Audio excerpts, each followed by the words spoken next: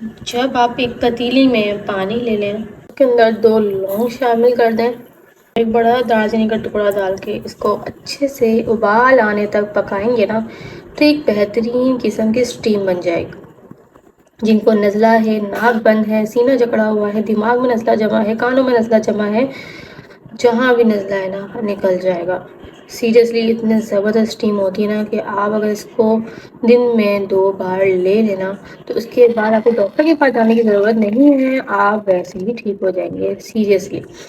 نہ ہی آپ کو یہ مہنگے نیبولائز کرانے کی ضرورت پڑے گی، بس آپ نے پانی ڈالنا ہے، 2 لونگ ڈالنا ہے اور دارچینی کا ٹکڑا ڈال کے اچھے سے ڈھک کر اتنا پکائیں گے کہ بھاپ اچھے سے بن جائے۔ یہاں پہ نا بھاپ خود ہی آپ کو نظر آ جائے گی جب بن جائے گی۔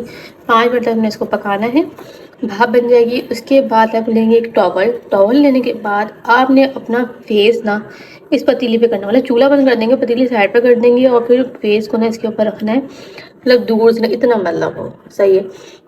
اس کی بھاپ جو آپ کی ناک اور منہ میں جا رہی ہو، بس منہ سے سانس لیتے ہوئے آپ نے بھاپ کو لینا ہے اور ناک سے لینا ہے، تاکہ ناک، کان اور دماغ جو نزلہ جم جاتا ہے، سینے میں نزلہ جم جاتا ہے جس کو بلغم کہتے ہیں، وہ سب نکل جائے گا اور ڈاکٹر کے پاس جانے کی آپ کو ضرورت نہیں پڑے گی۔